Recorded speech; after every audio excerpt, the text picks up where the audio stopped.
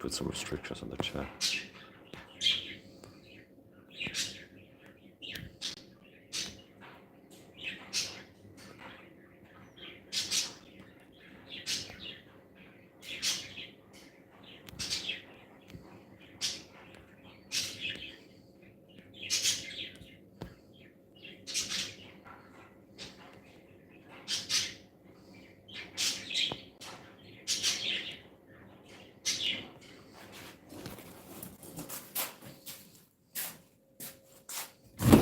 I was thinking about doing some bike training, so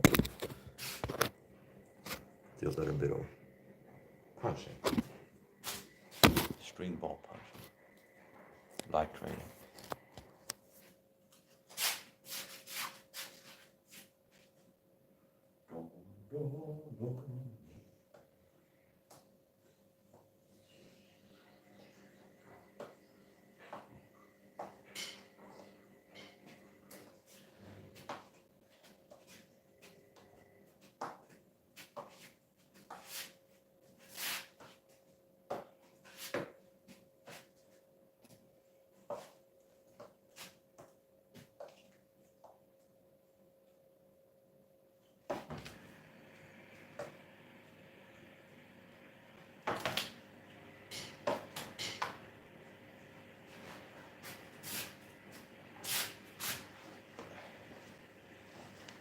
This helps to keep my neck warm and keeps me from inhaling dust and stuff. So I'm trying.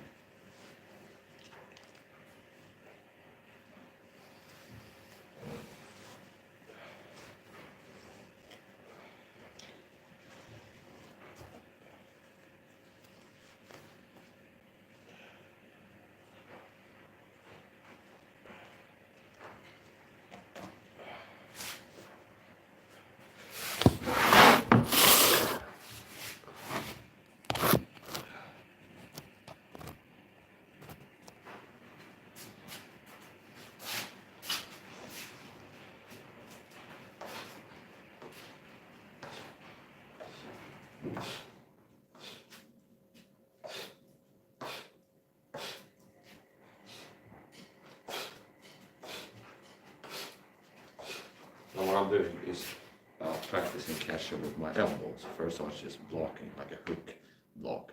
Now I'm breaking hands, meaning if you punch and you see the fist come and you catch with the elbow, you can break the person's hands. Especially if it's a street fight or wrestling gloves. And that's one of these things that is easier said than done, okay? But it's like it's something that can be pulled off, and you're not hurting your chances of being able to pull it off if you've been training to connect with something with also with the elbow. It's not like you see a movie of a guy or like a pro fight and then expect to just from seeing it once be able to pull it off. Like you're aware that yeah you can catch it.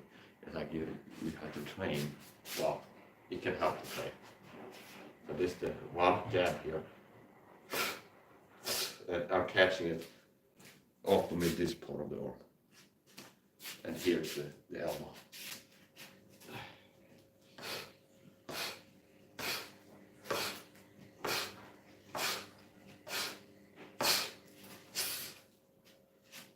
And this is also a block for like an up kick or something like this. If you do this, bang, here, this is also blocking an up kick. Now, it can come here. But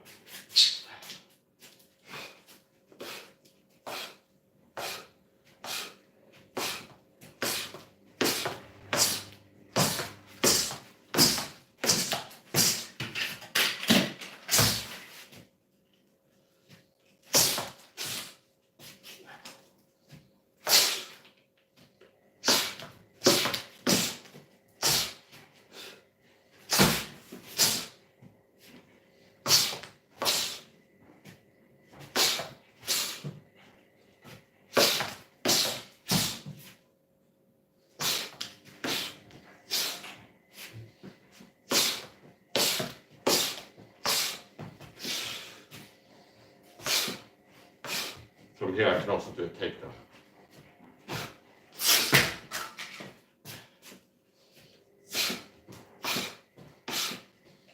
If you're low, it's easy to do a takedown from a low position, and you're also more protected from a takedown.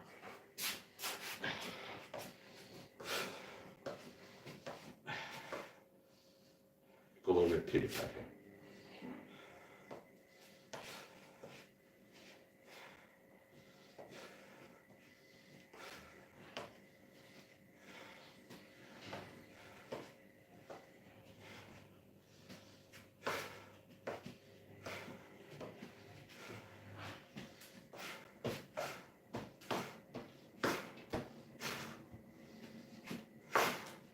Now we augment it a little bit, the response, from here to here, or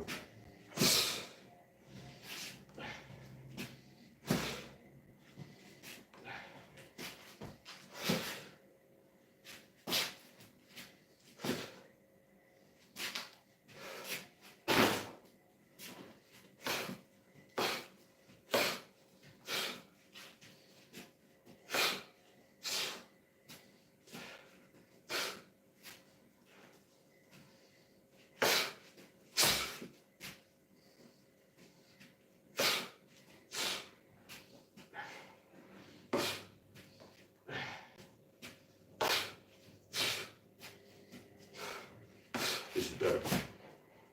Well, this is another way to do it. Here, instead of just this.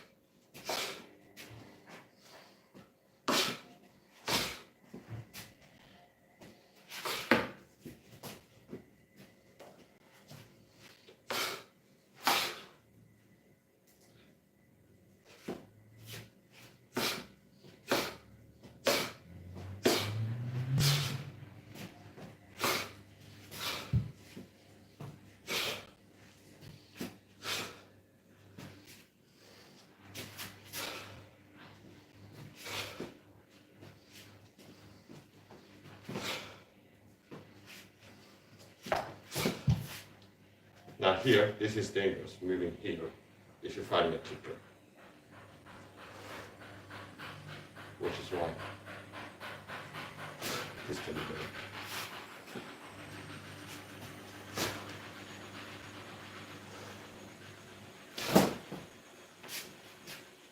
Now this can not have just do this.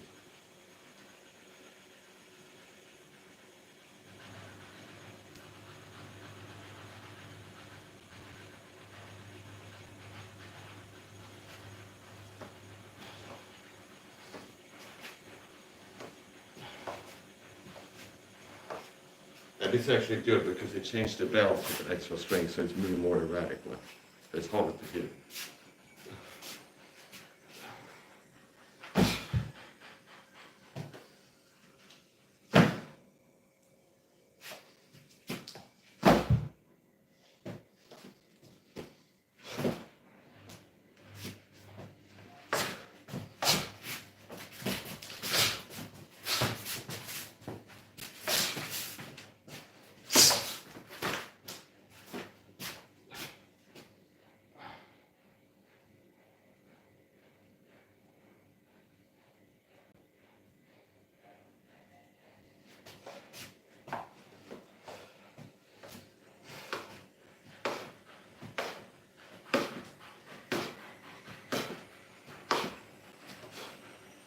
This one.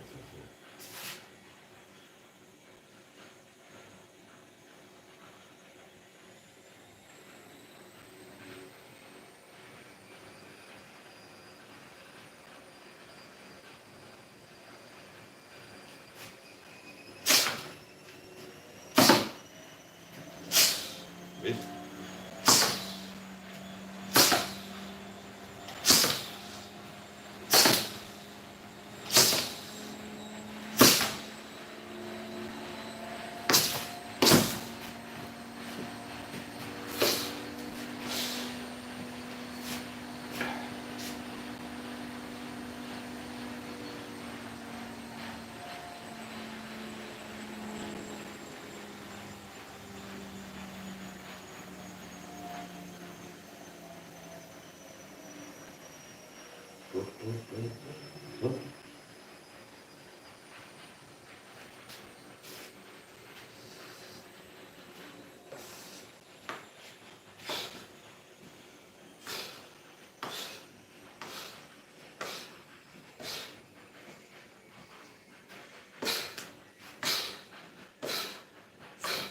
Catching punches and or palm strikes.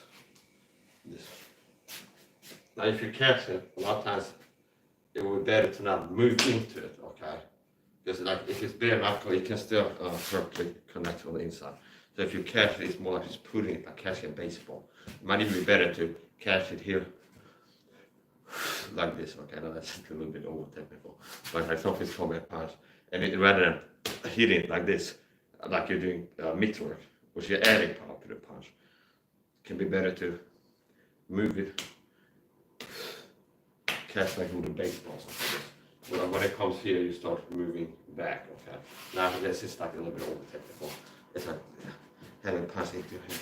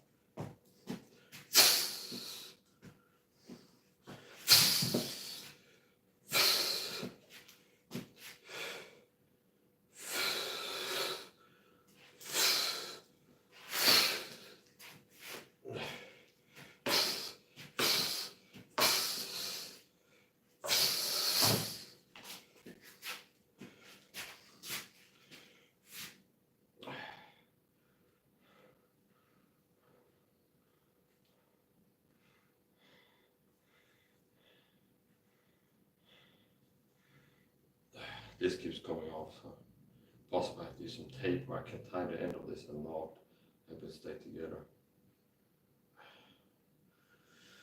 Sometimes when I use this, it's like I'm getting some cardio training out of it because I start throwing punches and I'm moving around throwing punches for 10 minutes straight. Now it's more tactical training.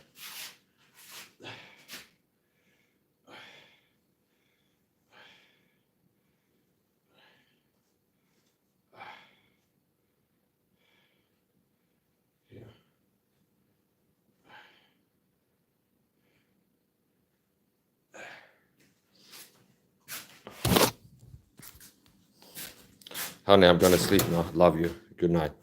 Okay now. I love you too, babe. Oh.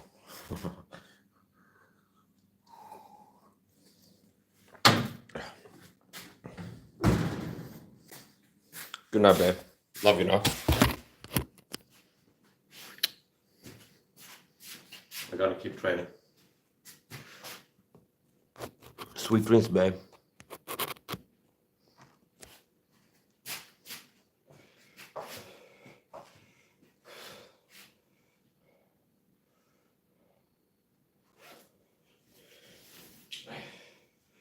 I gotta warm up now. I'm still gonna keep this to keep my neck warm. But I gotta warm up now, so we're gonna do chocolate punch over.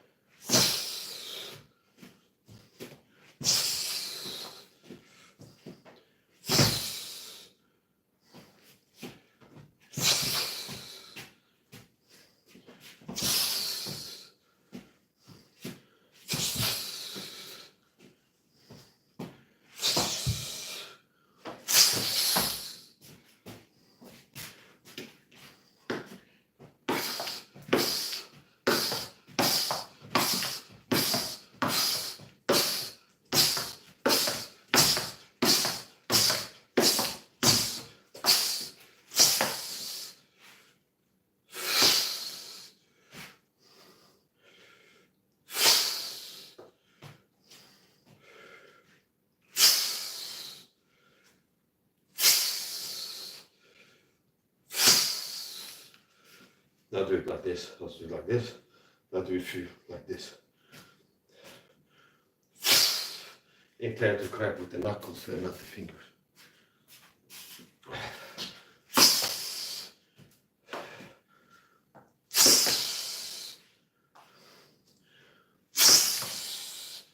And that one, I actually hit it with my thumb. So that's now what we're going for.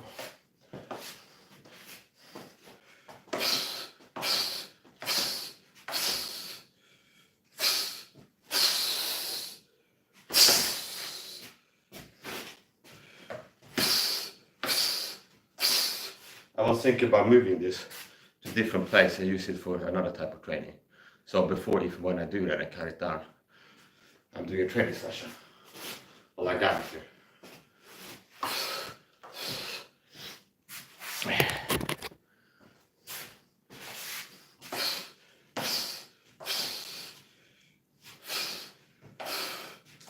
This erratic movement pattern is helping. It's like it becomes kind of simple and easy, which is moving straight like this in a straight line. Once it starts bouncing around like this, it becomes more challenging.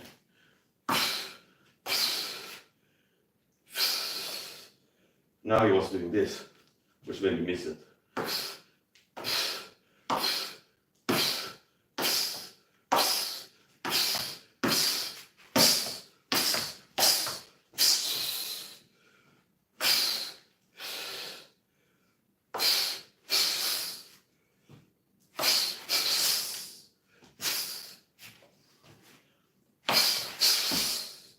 This would be the hip.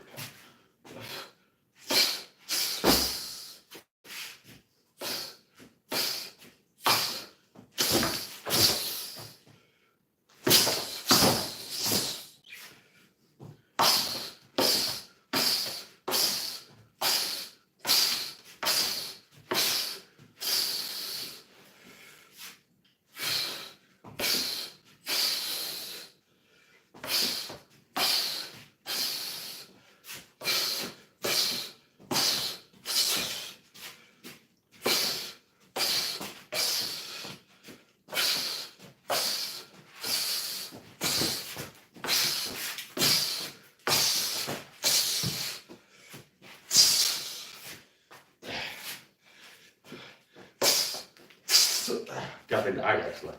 It gave me like it was it's like right in the eyeball, and it was like a camera flash or something like this. And there, it impacted, but the way that I was moving, it impacted less hard. Now this is a tennis ball, I don't really have to worry about it, but it still feels like failure if it hits you in the head. So now I was moving away, impact here on this ball, which is a good part to be catch punches too. It's better to be hit here than here.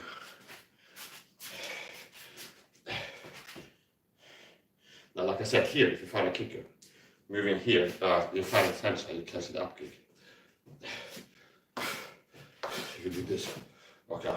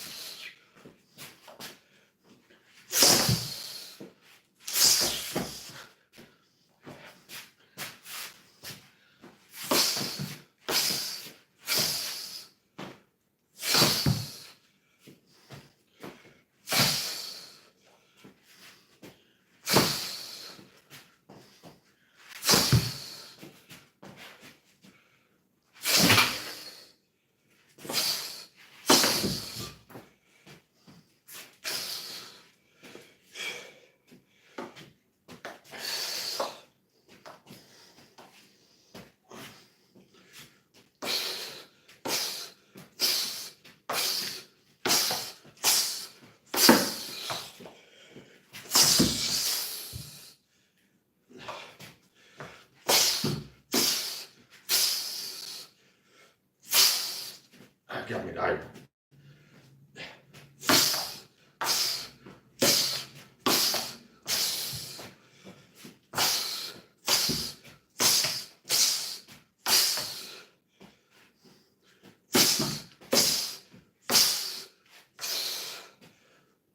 what I did wrong there was I was leaning before I saw the punch.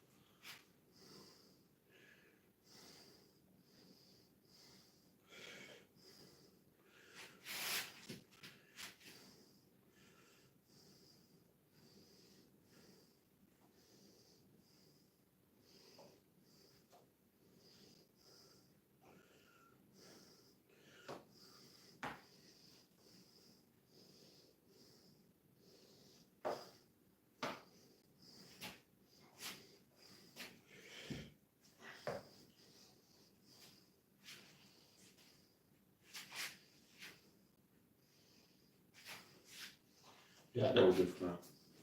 Didn't worry, last one, not for now.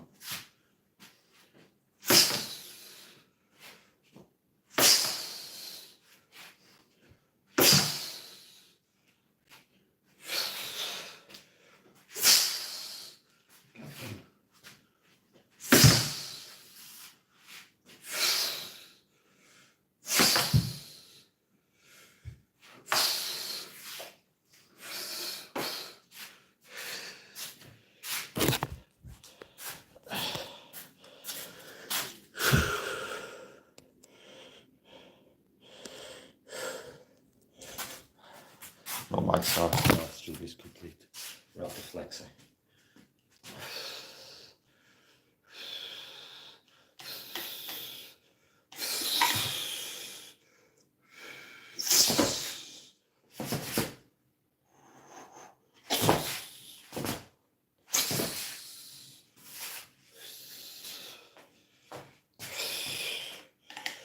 This is equally accessible from both sides, which was good to get in the middle.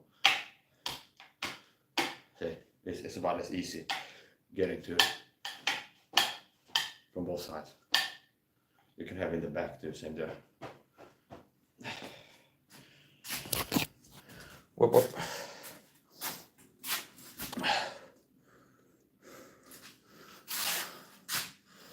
I can feel sweat droplets. Now look at this. Now we'll do some of this. This is still cap true kick practice. And I go for 100% accuracy now. Okay, already weird.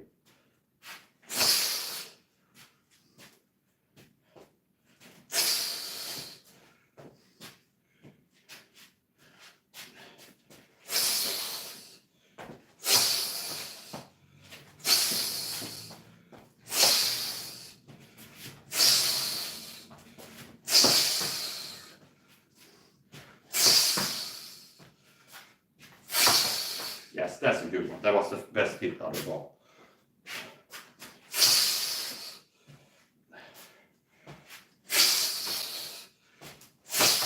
That's another good one.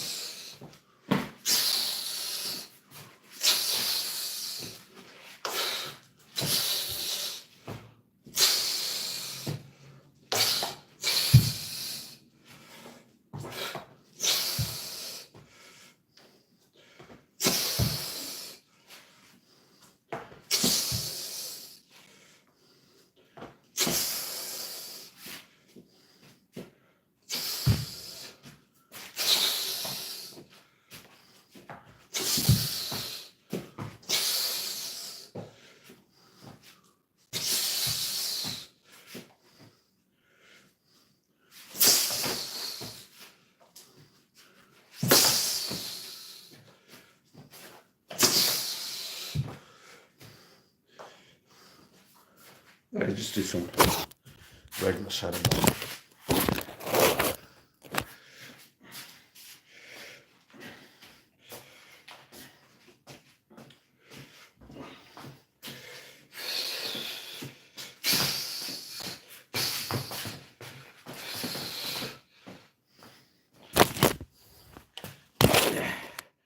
See what this looks like.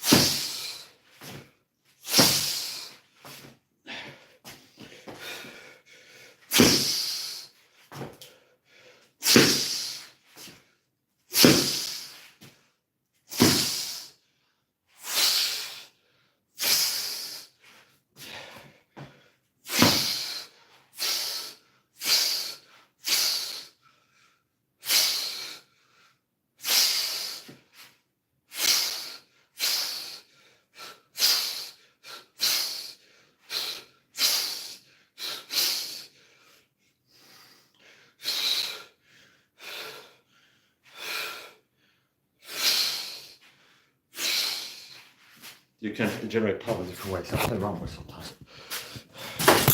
And look at this. Look at this. Just this. I can arm punch. So I'm using my arm muscles mostly to generate punch power. See here. What I can do. Other extreme. I'm just moving my body. I'm not moving my arms. I had them like this. See? See, I'm just moving my body.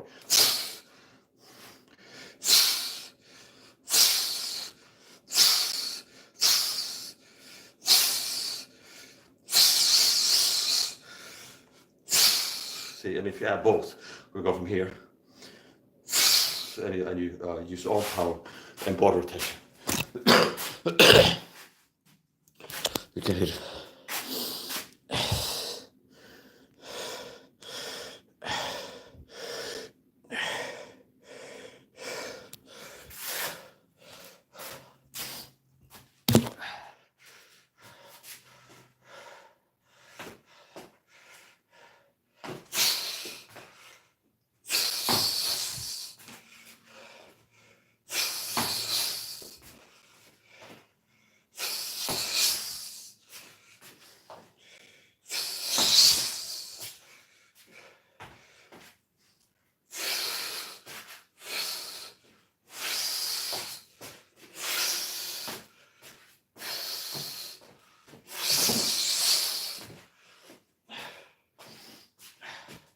The sideways kicks, sometimes I have to limber up. Like I can do the, it's another thing that I've learned. Kicks that I can do without kind of warming up, just stiff whatever, without warming up and limbing up. Is this straight kick, and I connect with the head in these angles, upward angles, either with the, this is the foot, either sock kick or with the heel, or like more cushy, okay. Now, kicking from the sides, sometimes I feel my hips are like tight and it's hard to do it. Now what you can do is compensate by jumping. See, it's like I go for this.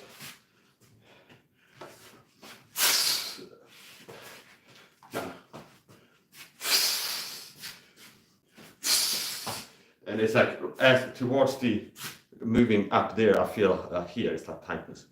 Now I can go, see, compensate by a jump. So even though I don't have the flexibility right now to kick sideways to the head, I'll be hard pressed there. With that little jump, and so will be kick, I can reach it.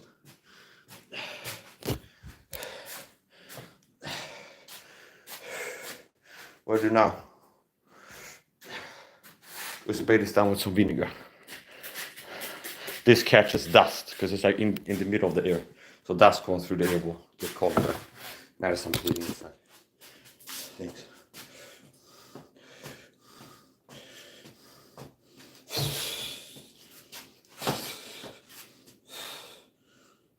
Sometimes I do this, where it's like here. Now this creates an opening here.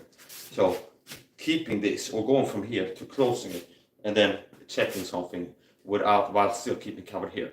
Checking something coming to my head without sacrificing the rib cage coverage and like the lever. See here, if I'm here, and it's a kick, see here, and I'm not opening here. An expert at kicking, like Sencha, he's fast enough and good enough that if I go like this and he was kicking at this angle, he can redirect it mid-flight. And like, oh, he can see, he starts throwing to here. And it's like, I'm doing this, and he can redirect it, hit me in the rib cage. That's something that he could pull off something like that. I call this the uppercut kick. This is socket kicking. See? Here.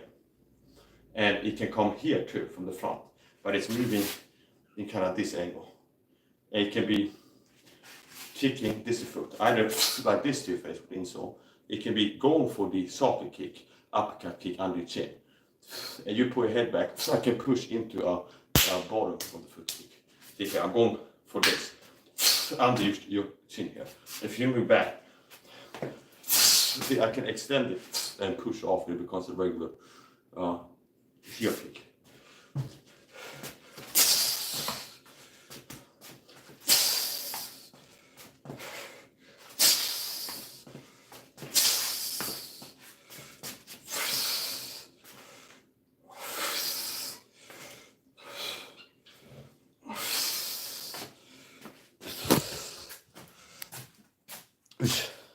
Now I'll do a little bit of light training here.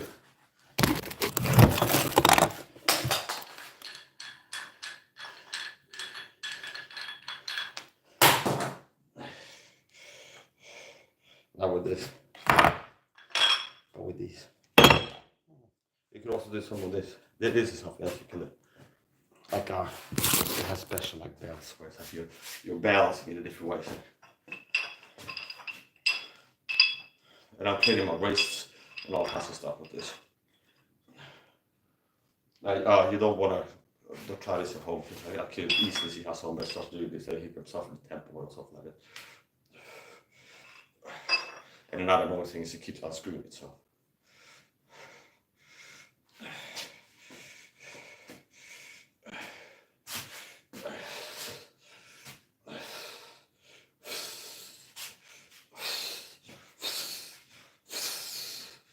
I almost forgot because I have this. It needs to be left a little bit. So what we're going to do now is this.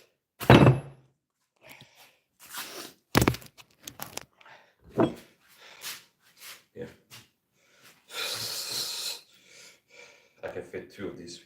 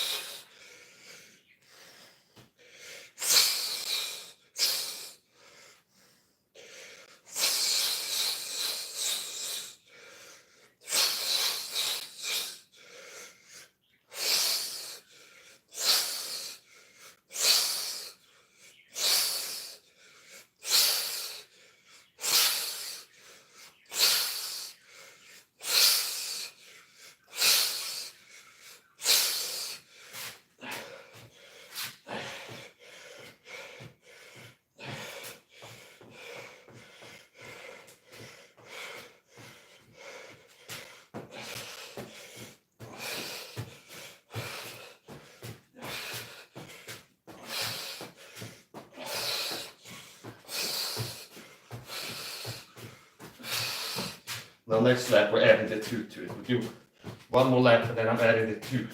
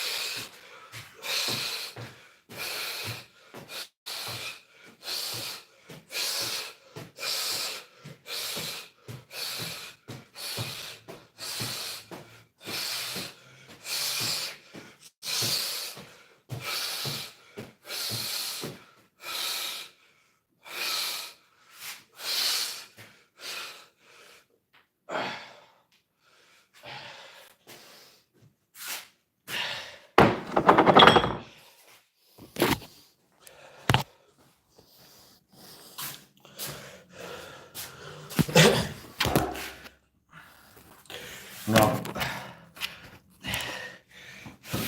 just also protection training. Training washing my hands with a soap that doesn't know what testosterone as I'm using. Naturally. This like to both the blood, gas, health, and system. When I work with my sponsors, if you're not saved, get saved. You save by believing in Jesus Christ and His work on the cross. Trust in Christ and finished work. You're saved by trusting in Christ Jesus, the Savior, and His saving work. But what's His saving work? Live the sinless life before dying to your sins. He was spared and also yet to double for that. Notice how that's not the soul-winning sucker punch. Where it's like you weren't expecting that, understand? But it's like, all of a sudden, I just get delivered the gospel in less than 60 seconds to you. Just what I'm expecting.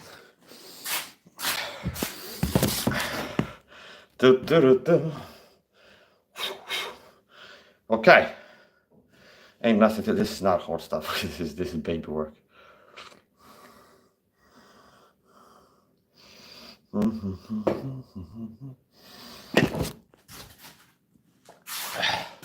And like I said, no max our life stream is complete without a flex.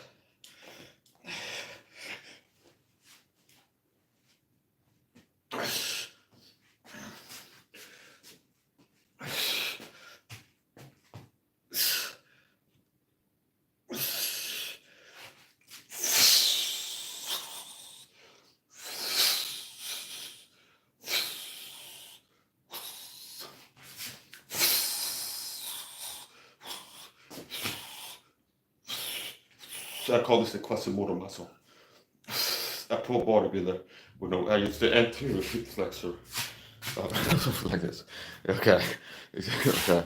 It's the post-anterior submusculation or something like this.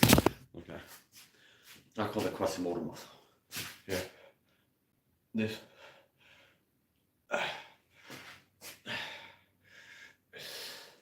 Now some post-training counter adjustments. Here's one of my favorites. Yeah, I can teach you technique. Now, don't try this at home. I'm a trained chiropractor. Okay. I do this, and this gives me spinal elongation. Correction in my neck, so it's all the way down to my tailbone. Okay. I do this. I stand like this. Get my hands on my hips. I kind of I squeeze my shoulders together, and that's gonna push off here. Here, see, put it here. Squeeze this together, and then drop my weight, and optimally exhale. Yeah, and I could hear. I don't know if you could hear that, but I could hear it. Okay. And then doing it a few more times, I got some adjustments here in the neck.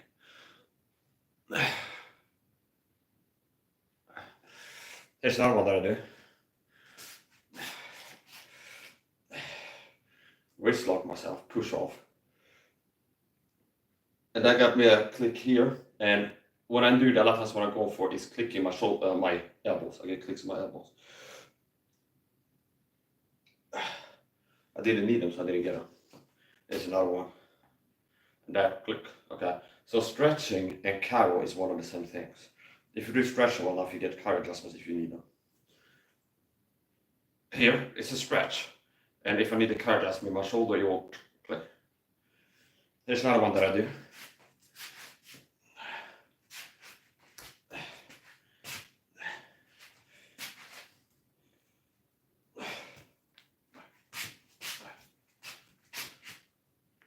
And I'm pushing it in and then pulling up. Okay. Here's another one that I do with a chair.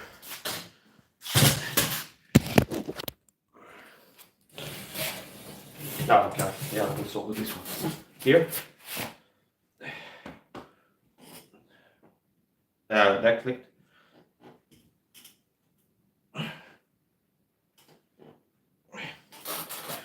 This gives me adjustments in here on the inside.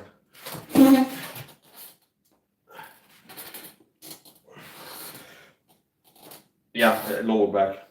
Sometimes in here. And I do this too sometimes. Here's another one.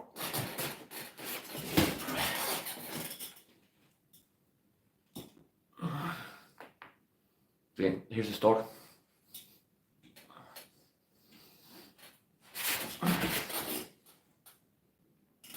More clicks.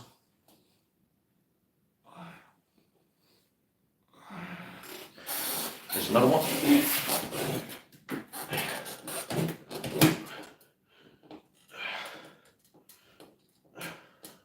Gotta click the adjustment. Crack. Here you go.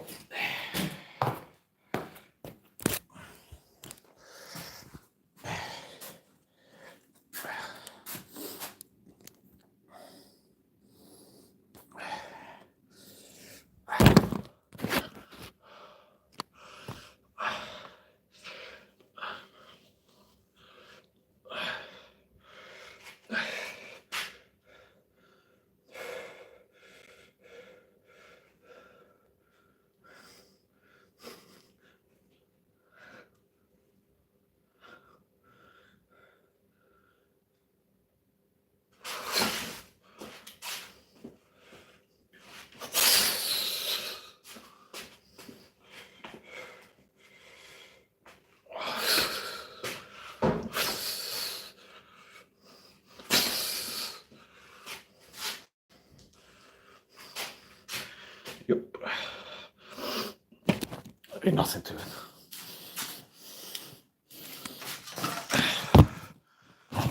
B1, B2, take it away. This is how I do sometimes. I gotta be doing something away from the camera. It becomes like a live budget cage cam. Sometimes I do this during breaks, rather than just filming the roof or something like that. Hello guys. Hello guys. Just a little bell. Sometimes I've heard them ring it, but it's rare. Maybe they keep for special occasions like New Year or somebody's birthday. Sometimes I don't know. But I remember hearing it like the last 3 months. I remember hearing them only ring the bell once. These are cage fighting birds. So that's one of this corner. They got water there. The large chair they can sit on. And they got the other corner over there with the seat. And then there's a bell in the corner so they can ring it. Somebody can ring it. There's like a magpie, a black and white bird that comes over and comes in there and he referees. And you hear him ring the bell. They meet in the middle, they duke it out. Go back to the corners. And then sometimes they ding, ding, ding. Okay, there's a magpie coming in, black and white bird. And he referees. Now that's actually not true. It's a joke. Beautiful birds. You got 119 viewers, B1, B2. Maybe we should get a YouTube channel for you. Beautiful creatures. I gotta make coffee.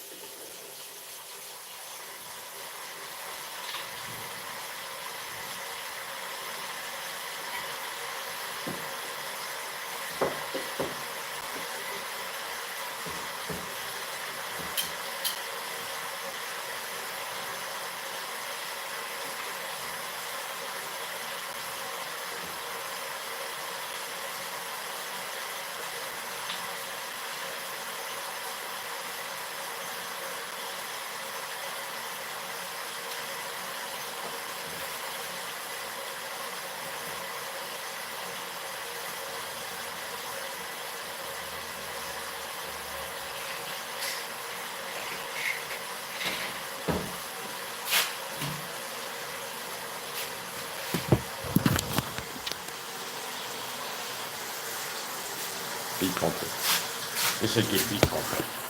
It costs about $3 per ball, and it's better than another. If I go to the supermarket, maybe the cheapest beat complex, uh, they have there maybe it's like $6, 8, 9, okay. This is what, $3, $4. And it has PABA, 25 milligrams, which is kind of rare to see in beat complex. PABA, 25 milligrams, inositol, 25 milligrams, zinc, 10 milligrams, and then it's like the usual suspects that we usually find in beat complex supplements. Thiamine, vitamin B1, riboflavin, B2, niacin, pantothenic acid, B6, folic acid, vitamin.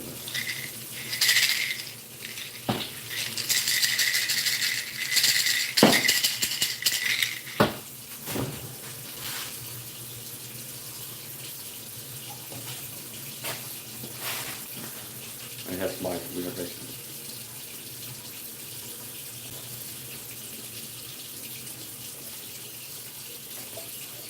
I made it in the lesson this morning, and I think it's like a concentrate. Drink a little bit, top it up, drink a little more, top it up.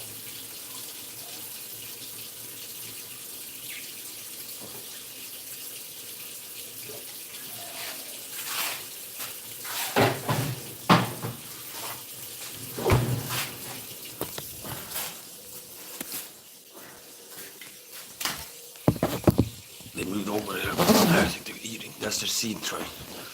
And, wow.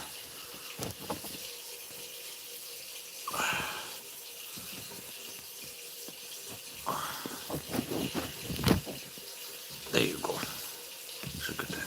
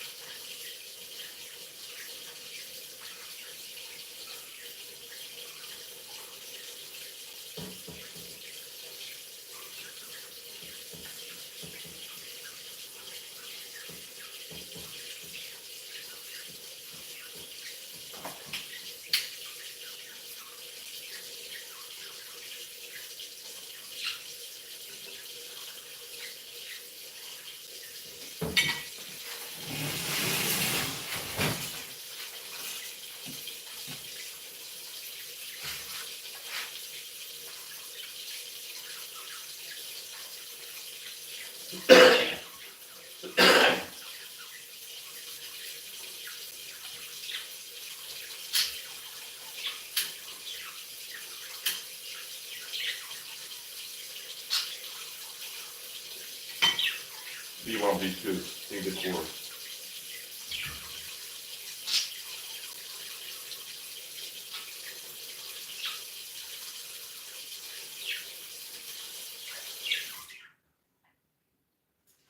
You know, it's me, Cassie.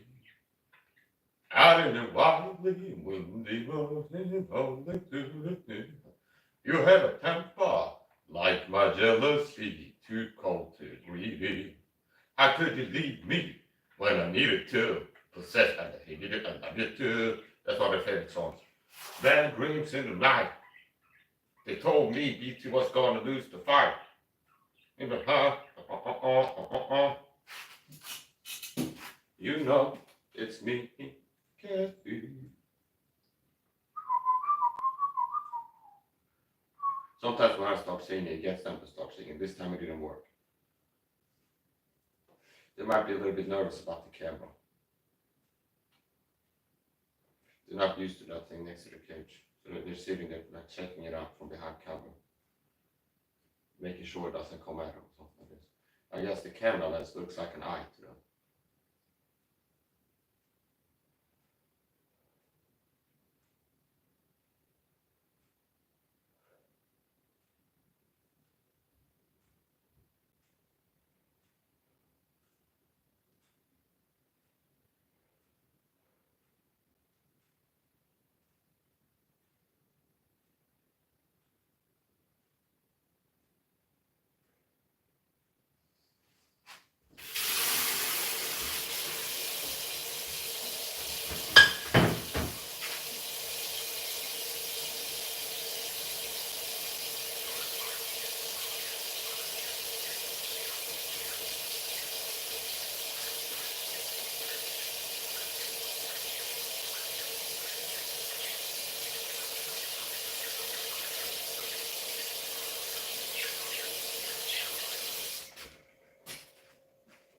time is it?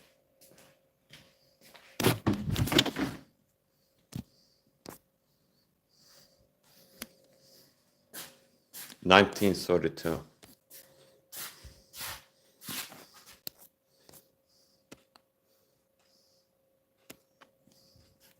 No, this clock is actually correct.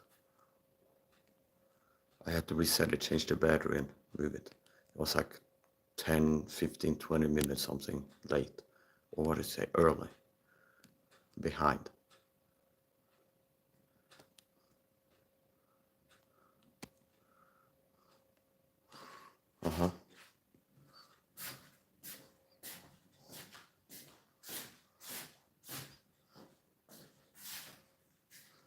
Maybe a little bit still capture kick. It's dark, so it can be hard to see. Well, actually, we'll do it live.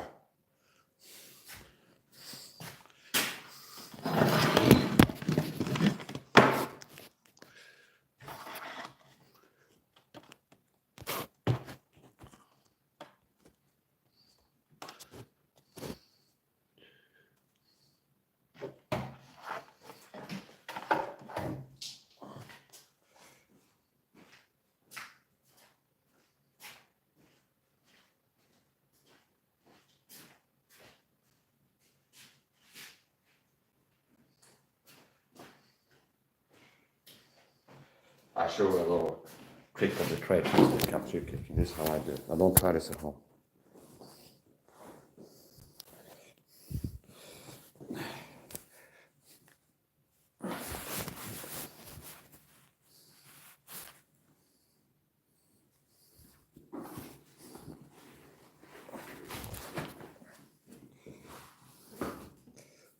Well, this one.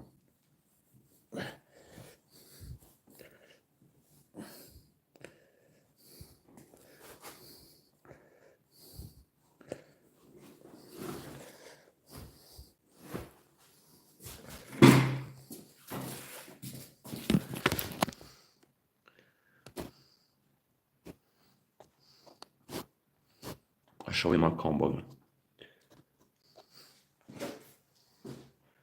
1,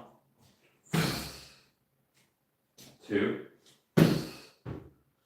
So the combo is 1, kick to the leg, straight out, here, down here, 2, low kick, 3, same kick only to a higher level. So 1, 2, 3.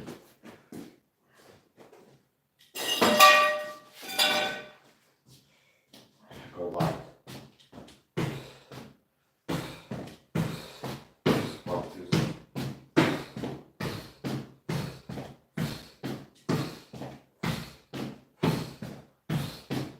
Change the level.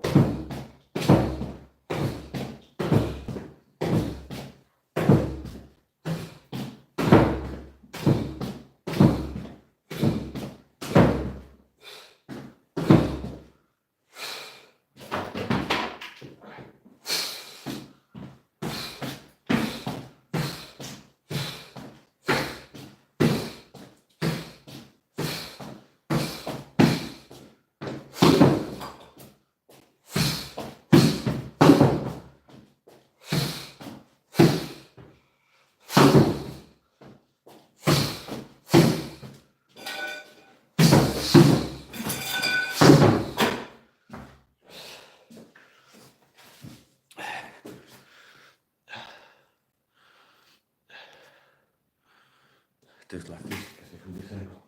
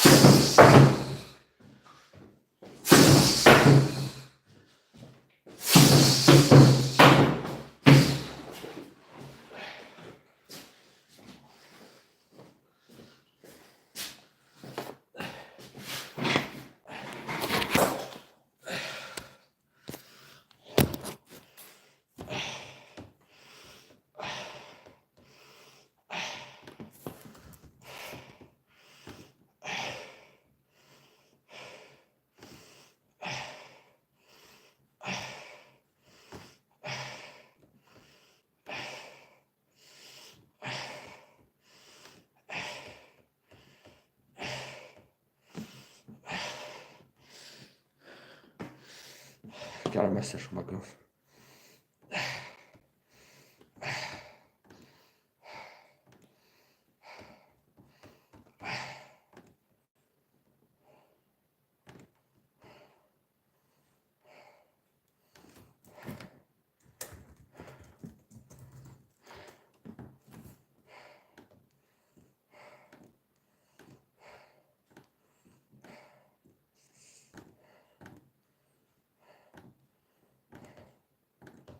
Okay. I gotta do some more stick up shoe kicking. I don't try it at home.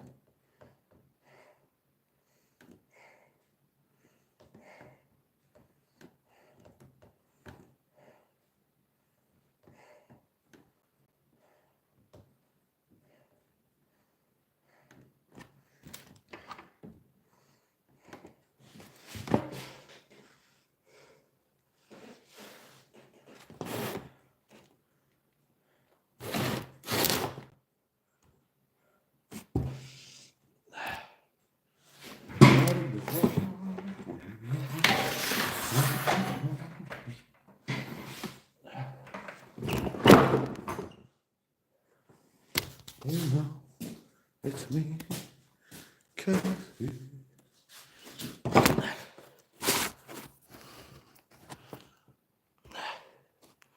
let's move a little bit to the left.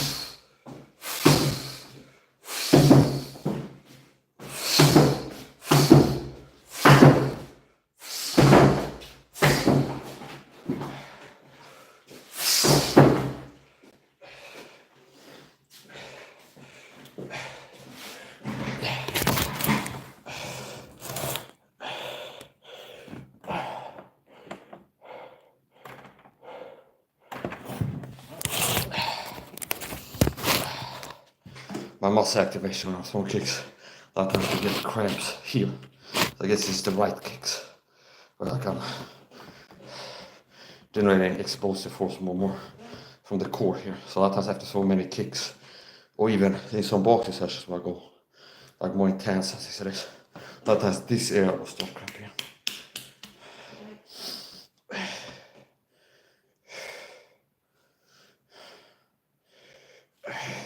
These are still capsule kicks.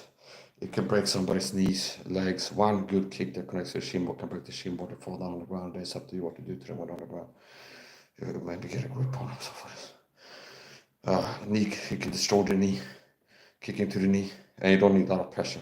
Even the lighter kicks that I do in training, that are kind of like not really fighting intensity of force of attack, but it's like training repetitions of the kick and accuracy and precision. Kind of like the string ball training. I don't throw everything 100%, that'd be stupid. Even like the lighter kicks, just connecting with that, like the way the leg moving with a steel cap into shin bone, whenever kick can be enough. Now if you connect with a power shot, it can be worse.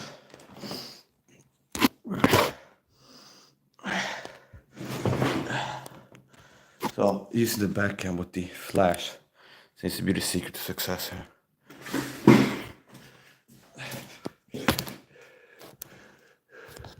Do some more kicks.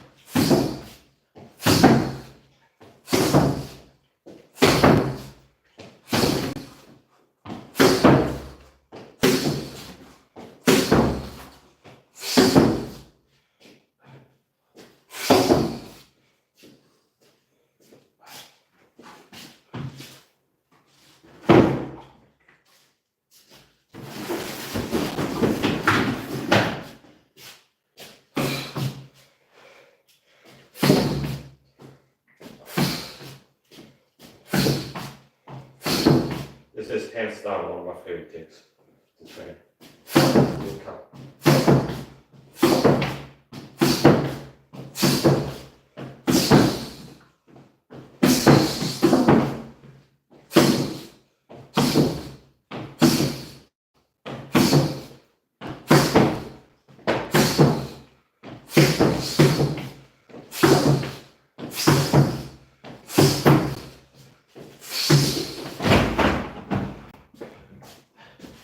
In a street fight, you have to be aware that it might be a slippery texture. So, high kicks, you risk being taken on yourself. If I go for a kick up here from the side, especially from the side, it's easy to slip and you have to hold the mat. That even, you see that in UFC fights and kickbox sometimes, where they go high kicks and they do a takedown on themselves, they fall down. And if you fall down on concrete or asphalt, so this is worse. So, there's not the same texture. So a lot of the higher kicks on the sides can make it do a takedown yourself. So the lower kicks, these, the less likely to fall. Okay. If I rotate the left leg here and go up high, it's easy to slip and fall down. So these are less likely. These are the kicks. Low, that's great. So this is for street fight and self-defense. And if you get good at kicking, which is this, you can do all kinds of stuff. So target zones for this would be the legs. Okay, somewhere in front of me. This shin bone from the front, the knee from the front of the side. So kind of from these angles here. Straight or from the side to the knee from the side to front. Okay. Kicking. See, so here when I kick this, here's my knee, which should be kind of this here. Here's the knee, and then the shin bone is down here. Now this is not going to kick it too much, but this will be the shin bone, or the ankle if you raise it to check. Right at the ankle. So this is kind of the happy medium, kicking here, because it's like the knee and it can also be the shin if somebody is moving.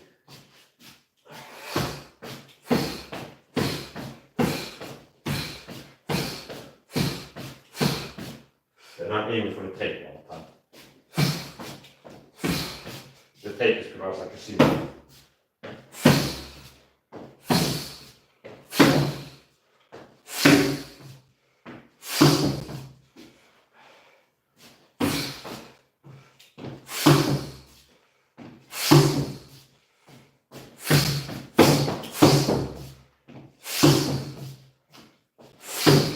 The kicks feel less powerful on that front tire. This is heavier, thicker, and possibly a denser rubber. This is lighter and more cushiony, which means going hard for training can be better hit that tire.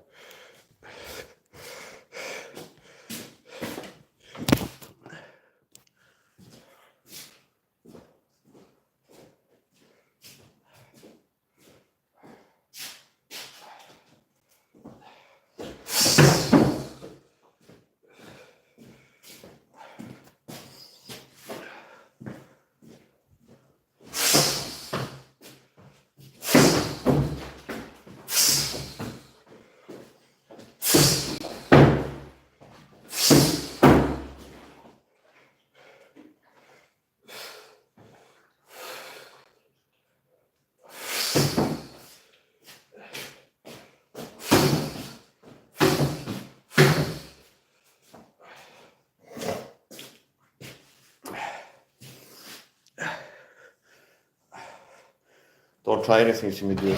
The martial arts done from this video are either done by trained experts and the supervision of trained experts.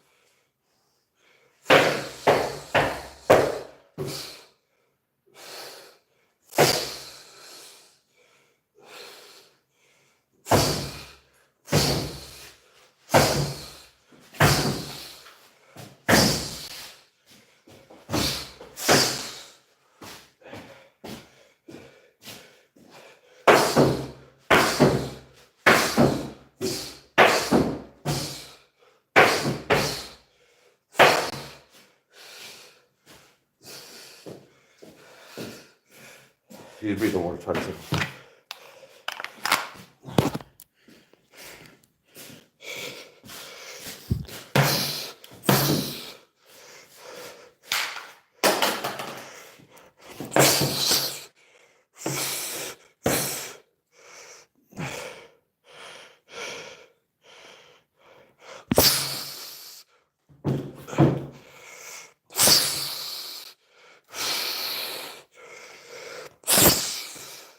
Hit here, slid off.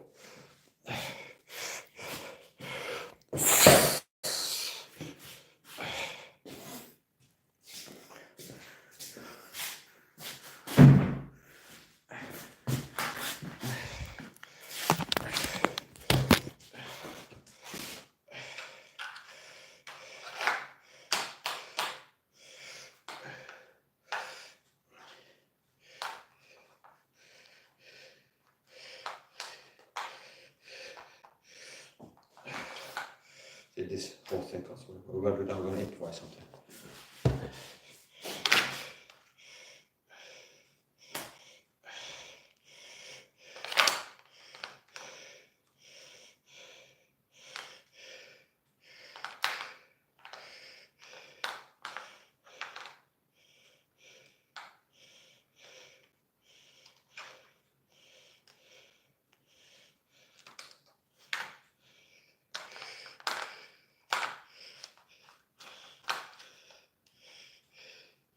Pant loop.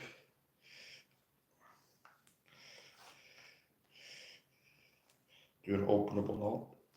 The one where you can just pull over this, you know.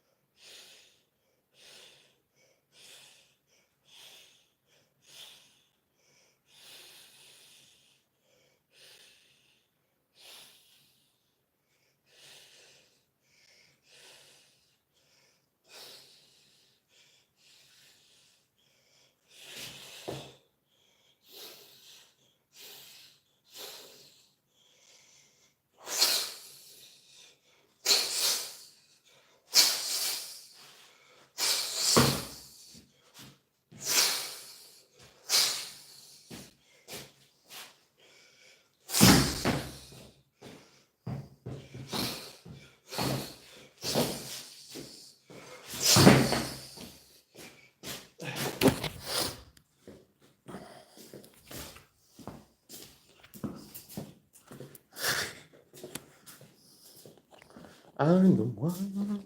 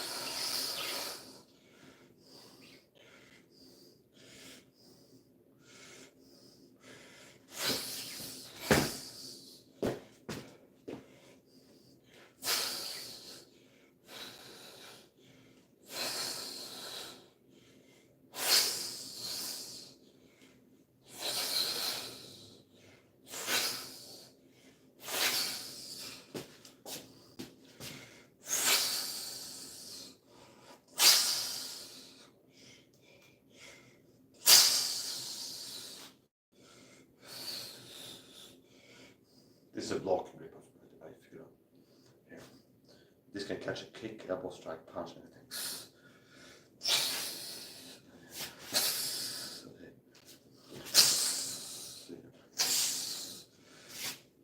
From here, obviously I can do a kind of elbow strikes if I get the neck. Okay, now this, you have to work that. You can jump in, you get the neck, pull them into this, okay? And it's like a knife elbow strike. Or it could be this, see? And if you miss with the knife, you hit it with the elbow. It can be this, see? All kinds of stuff. Here, I can go out, here, okay, now it's out. Now obviously I can just push it into something. It can be a knee, a leg, something from here. Or from here, as a blocking grip here, I can hit it like this.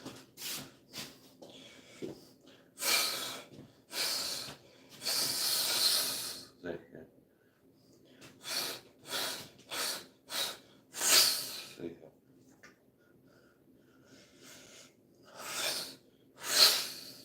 Or here. So here. And it can come here or here. And obviously you don't have to charge up, you can just go like this or like this. Here. If you want something powerful, you go like this.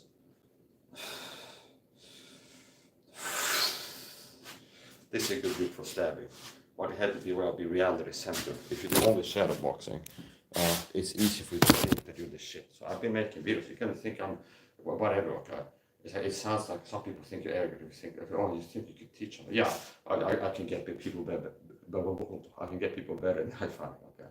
So what I recommend, you get a training knife, not a real knife. Okay. Get a training knife. You learn a few different stances. Attack from those stances. You learn different ways of moving, like attack with the knife. You learn different stances, guards. You learn attack in different ways from those stances, guards. And you drill it with shadow boxing. Start out static and you become more mobile in your training. So to explain this to you, it's like you have a training knife, you practice, you learn, first of all, the grip, okay? This grip here, okay, with some at the back. Here's an augmentation of that grip. This is the upgrade of the main grip, okay? So this is the basic level 1 grip, where it's getting the knife and the thumb at the back of it. This is the first main grip.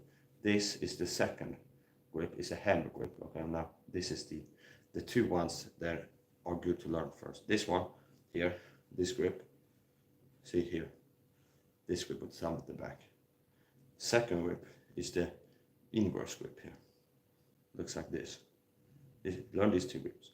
Then you can practice alternating between these two grips with the training knife. Everything I'm doing now, you're supposed to do with a training knife. Okay. Here, learn the two grips. Do grip change drills. Good thing to stop practicing. Then you practice assuming a certain guard, and you learn attacking from that guard stance in different ways. So you learn different ways of attacking. You can do it in front of a camera or mirror or something like this, or just standing and doing it. And for example, I'm doing it using the no guard one now. Okay, what can I do from here? Well, I can thrust like this, and then return to the hip here, and then I can drill this. See here. Okay, that's one way to attack. And then let's try something else. Here, see here. See here. So I can do something else. Practice. Here's another thing. Here's another guard. And then attack like this. See here. Here. And you can do it static first. You just practice one, return to the guard, one, attacking. And here's a little trick too. You practice not return like this, because automatically you might return like that. Like instinctual, like you hit something like this, and then you can't bring it back like this, and obviously you can get stabbed. Doing eye poke on yourself, stab yourself in the neck, if you, especially if you're doing it fast. So a good way to retract it is I'm attacking here, and then I can retract like this more. See? So I'm not retracting like this, okay, for obvious reasons, because if my head would be to the side, you can imagine. See, if you not retract like this, like bang, and then retract like this, or like this, like in a wider angle back like this. So like obviously if you retract like this, you can stab yourself. So yeah, now fuck that, okay, I'm gonna do some training myself, and maybe I should do like a DVD where it's like I'm helping people get better at knife fighting, okay. So I'll show you different things you can do. Like don't do any of this with a real knife, use a training knife. So here's one more. just lay your hand down here. See here, this is sudden explosive thrust from there, and I'm doing a level change at the same time, which could be a head kick coming, and I'm dropping my level and launch attack at the same time. So from here, static, so attack in different ways. So see here, from here, attack like this. There's another stance, can attack like this, return like that. So see here. This could be to the neck or here or anywhere pretty much.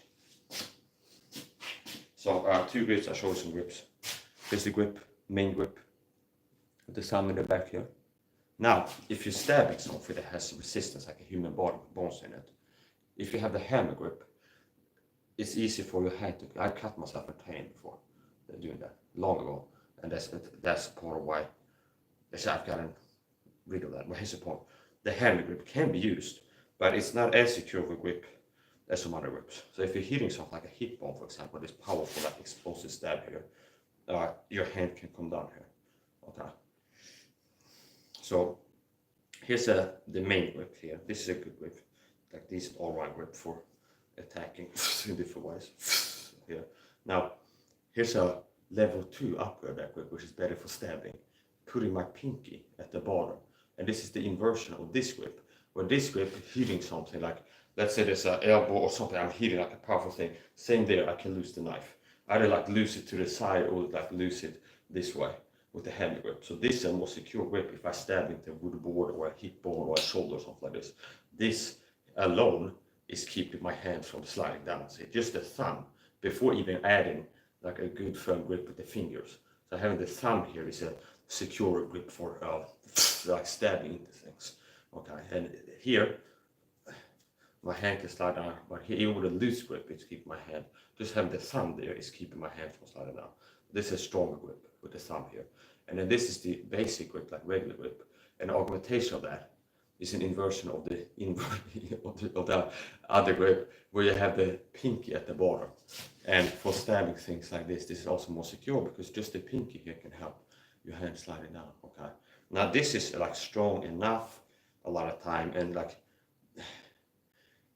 this would be strong enough, but it's like if you really like OCD about like the perfect technique and things like this, it's like this is a good grip for stabbing, and this is a good grip for stabbing too. Now it's not like if you can't get your designer knife has a skull breaker or something like a glass breaker down here, and you can't get your pinky there, like oh now you can't fight with it, something like this. No, but it's like if you have a flat top, this type of knife, and you have the pinky there, it's a more secure grip. Now less secure doesn't mean not secure at all. So you can like still stab things like this. So there's some grips. Here's a stance here. Now notice this is the blocking grip that I developed, which is also the reality center. But it's like you don't want to get into. When I talk about knife fights, I get a training knife and start doing some of the things that I've been recommended to do. Okay, and at some part of your training, you start everything solo and like static from a mirror, like learn different stances, and you learn different grips and like attacking from those stances. Later on, you start doing things like from practicing this, for example, and then returning to the guard, and you drill that and you got pretty good at that. Like attack from this stance in this way, see, and then retracting it and then attacking again. Now you can start doing things where instead of static, you do the same thing, step in, do that, and then return, see. So you flow with it. Like you initially start off more static, and then you can build to like here. And notice it's more complex now because I'm stepping in, doing a level change at the same time, and then launching it, and then go back maybe. See here, things like this. If you start practicing this, stabbing from the hip, like thrust like this. Okay, here. So different things. Okay. So okay. Later on you can move around like shadow ball. You can once again you can start moving with it, and you learn different things. Now. What else?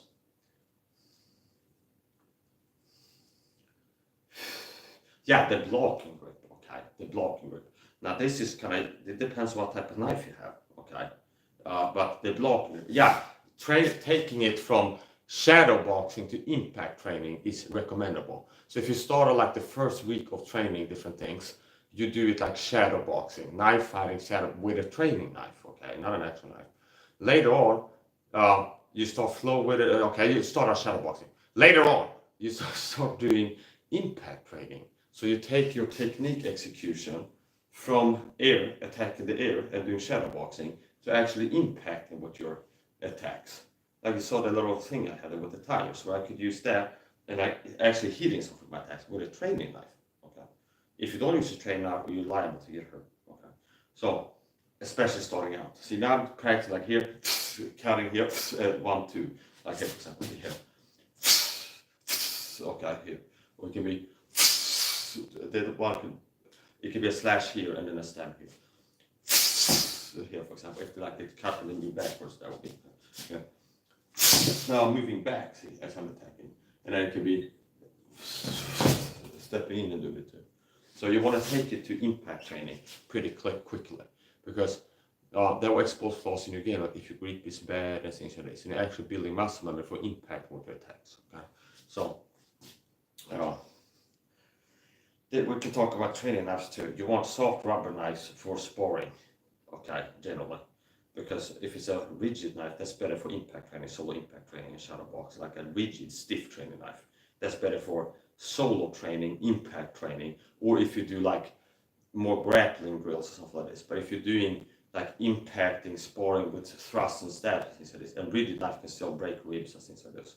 And if you hit in the abdomen, it can also, like if you hit in the neck, it's basically a rigid, stiff training knife.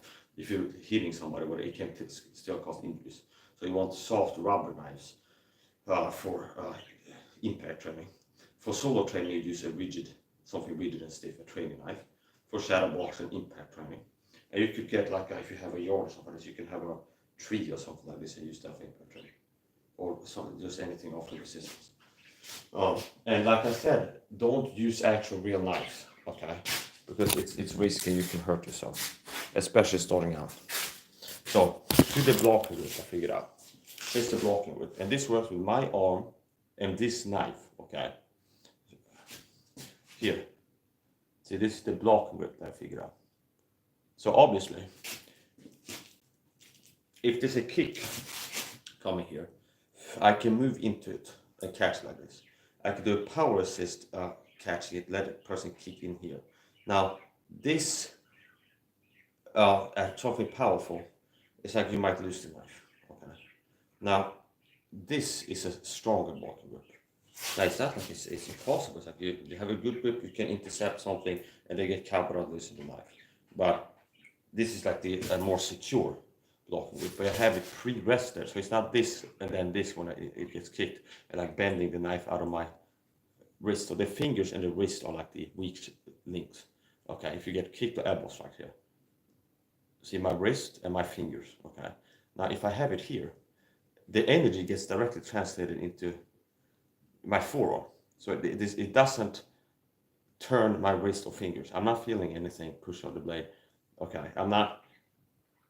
Okay, so here, allow me to demonstrate.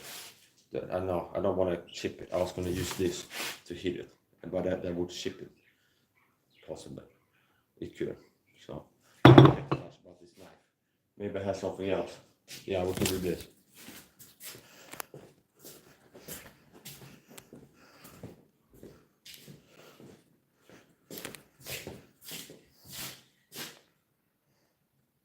See, look at this.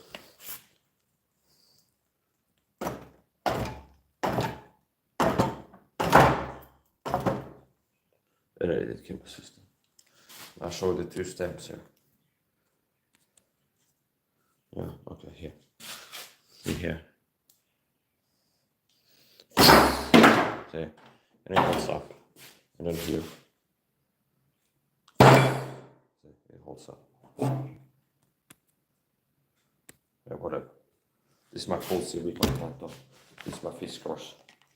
No, this is my Mora Blast. And if you buy that, remember to wipe it off and not put it back wet into the sheet, or you can start rusting. So it's got a carbon steel that is prone to rust. So the Fisher's K40 is more rust proof. So I learned that the hard way, because I'm used to having my Fiskars K40 as my all-around knife. I'm opening packages, doing cooking with it, and I can rinse it off when I'm cooking, and I just put it back, and it's not really drying it out, and it's fine. Now this is a different steel, so you can get some rust stains on it. So you want to wipe it off. This is a Mura Pro Robust. I like it. I might buy a second. Then I pause, I buy a second one. It's a compact physical knife.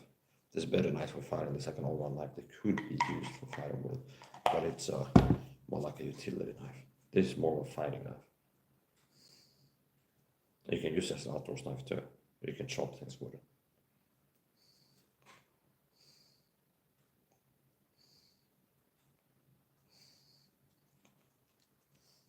Yeah.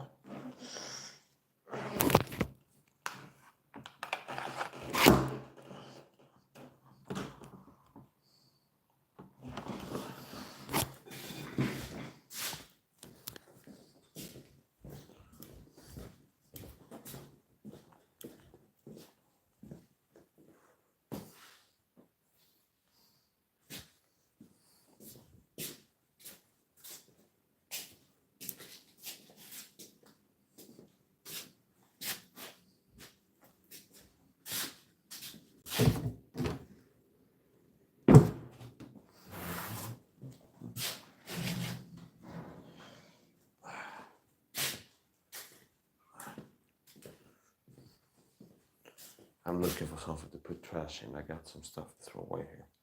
And some of them are kind of sharp, so I need to have something to put them in. I'm not this sort of a plastic bag. I might be able to find something. God can have to find something. Sometimes I've been going around this happens sometimes I go around in my house looking for something. And it could be like rolling papers or filters or a lighter or like a cell phone charger cable or something like that. I go around looking all the time, I can't find it. And I pray to God, they help me find it. And then as I put in very quickly, I find after that. I have like an impulse.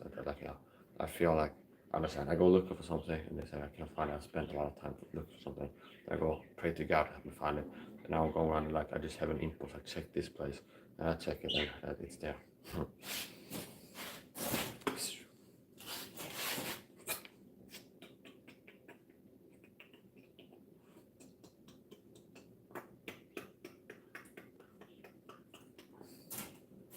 Yeah.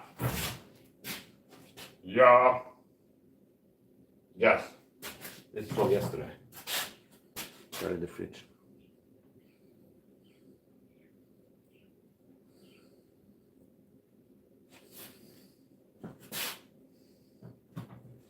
Out in the wild. So this is how I got it now. Traditional carry. It's called samurai carry. They're like tucked in between a belt kind of.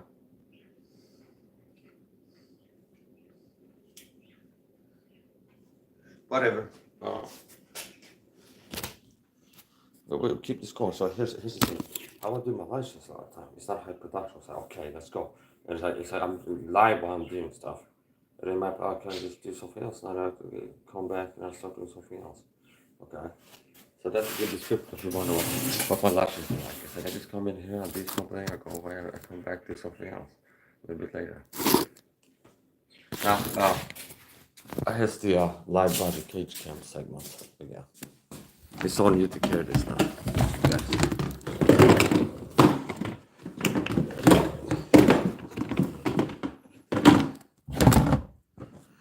This is get the right elevation.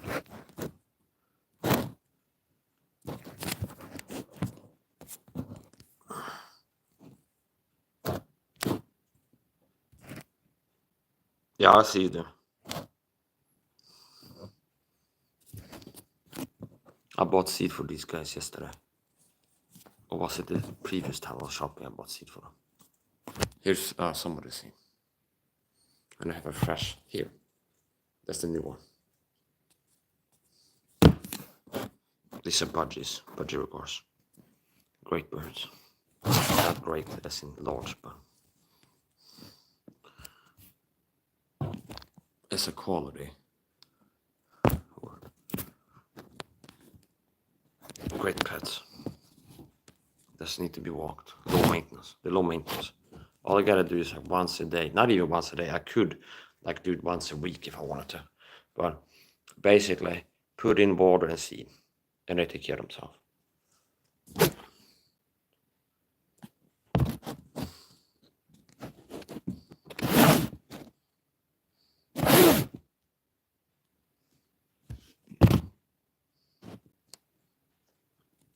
Notice to get the scissors thing there, where the ball's crossing the tail feathers.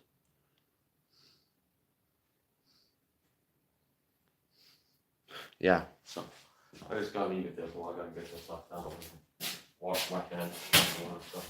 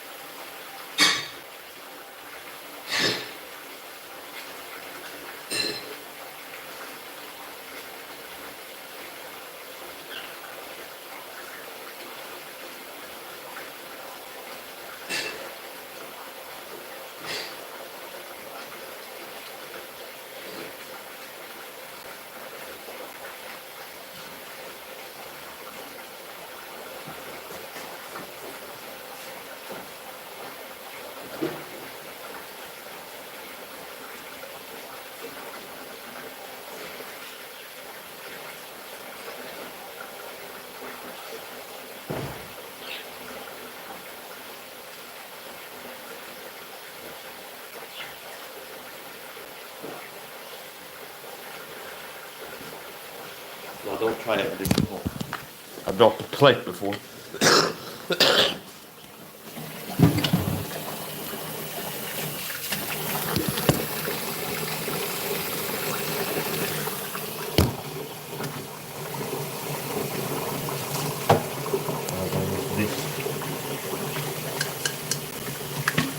For this stuff.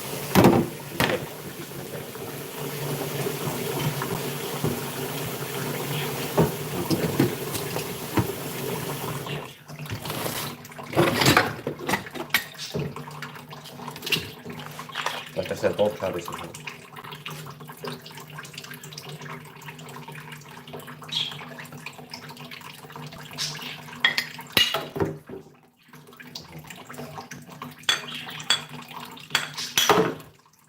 I can feel settling to my fingers now. It's really good.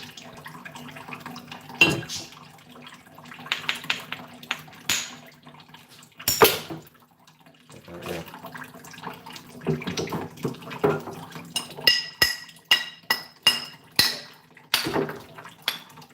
Yeah.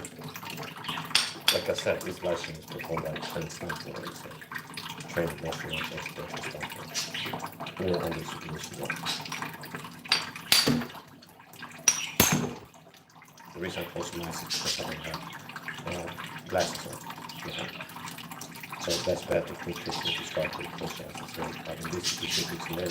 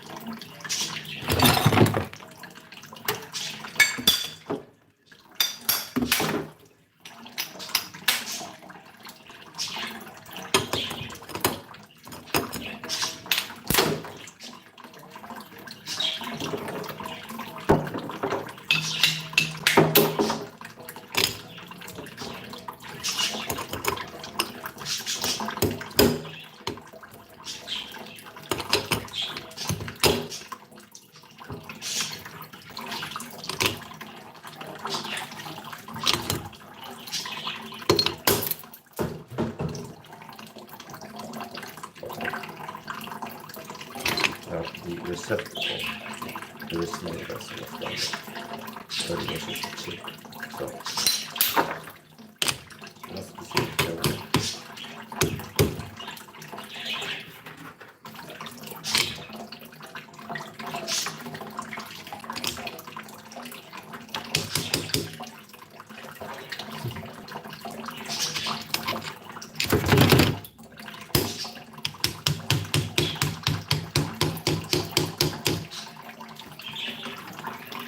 This could mean that.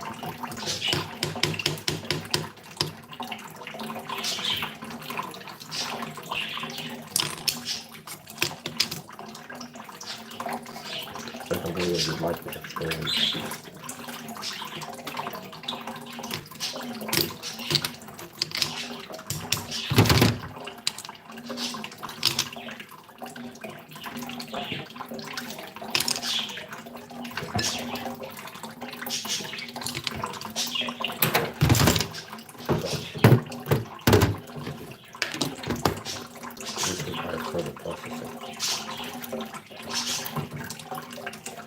Out in the wild ways, baby, morning,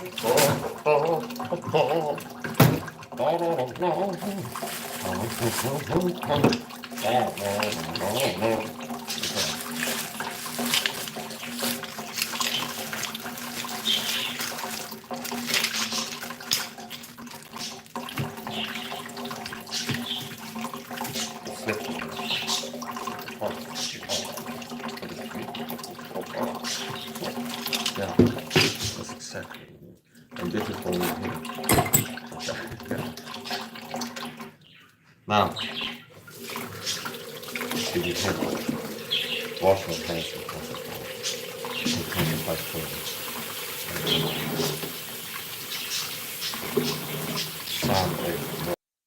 Sound of body splashing sound.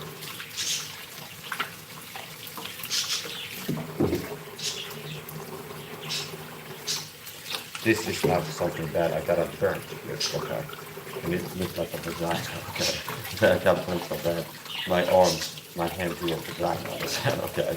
It's like, I burnt myself on an Edison bolt, vintage bolts, okay. Meaning I had a bolt, like the old school bolts, which are like, they're not actually 90s bolts, everybody had 90s, so now most people use some of these ones. So I still use those kind of bolts, I wouldn't go mine, but it's something to use.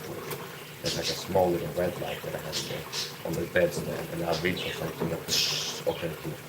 And I broke myself. And it's very important burn wounds are more compacted than other wounds. So I did a special wound dressing here. Take care of it, maybe check the towel, so I'm not replacing tonight.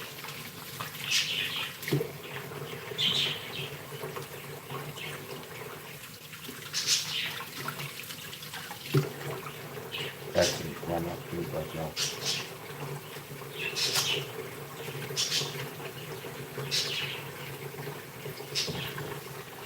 It's healed pretty well. It looks less bad than I didn't know at all. That's nothing. There's a burn wound. And as you can see, it's kind of sloppy here coming up. Because dipping in this dirty dishwater, for example, would be better than everything else I've been doing, like rubbing and sweet. So here begins the routine. And I started actually in my hands, which is not necessary. Because they will, I'm going to use my hands all the way.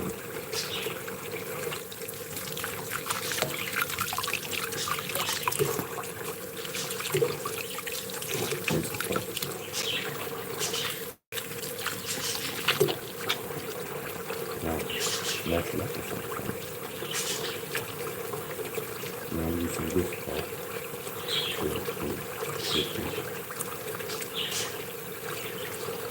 that's in there. Oh, no.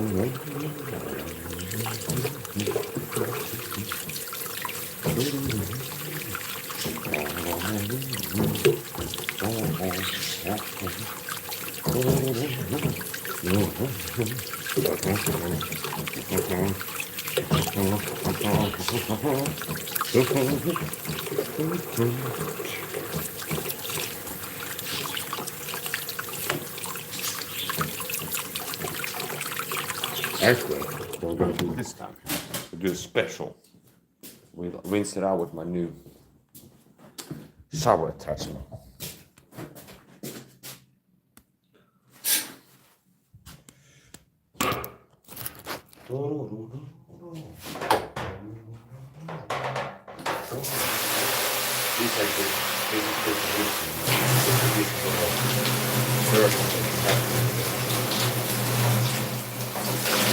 And why not do this already?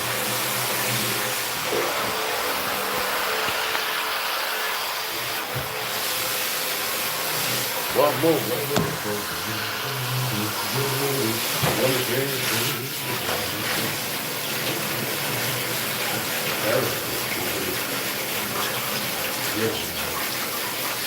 That is cool.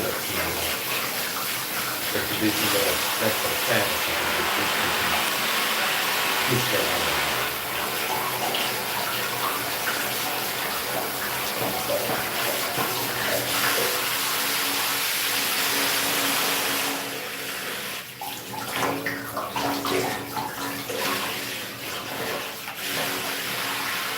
I gotta clean my ears too. I wear earplugs a lot, which means it's important to clean both the earplugs, we can use the same earplugs, and the ears.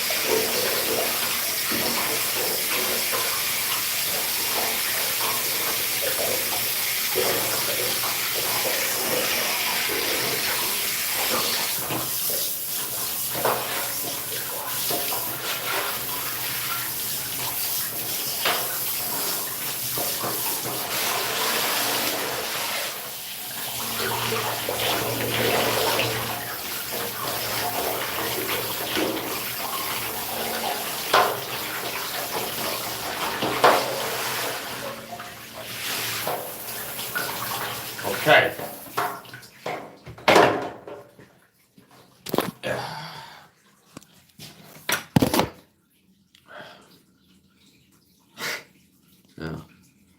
that's right.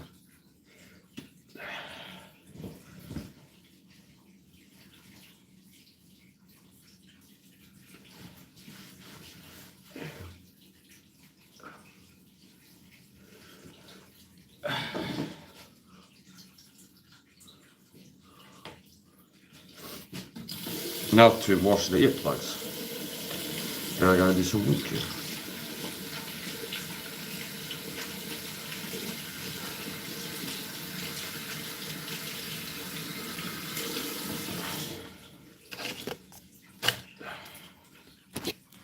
Out in the wild land.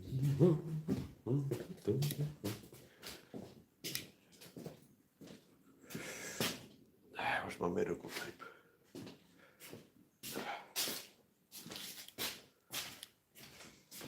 Maybe in here.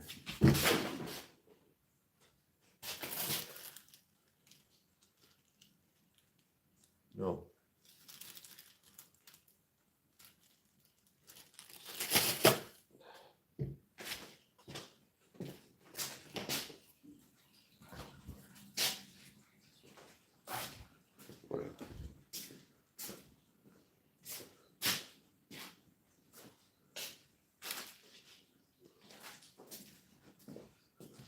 There. You shall find.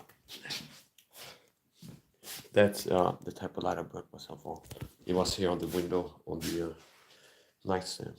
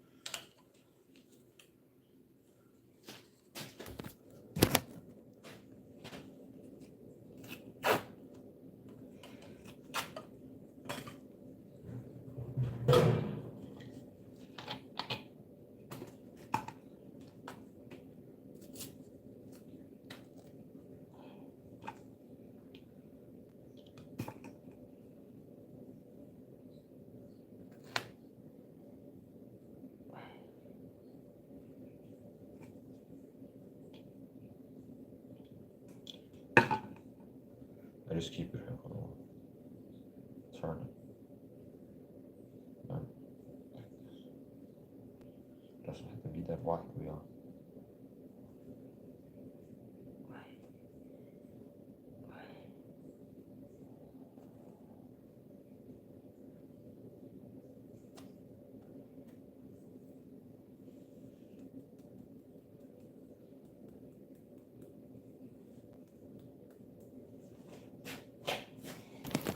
And this is not 100% watertight, which means the liquid will evaporate through this. This like micro pores. Pores is like semi-pore, whatever, it's got little holes in there, which means this will evaporate and dry out only slowly. So, whatever, I'm gonna finish out. I'll love you a little bit later.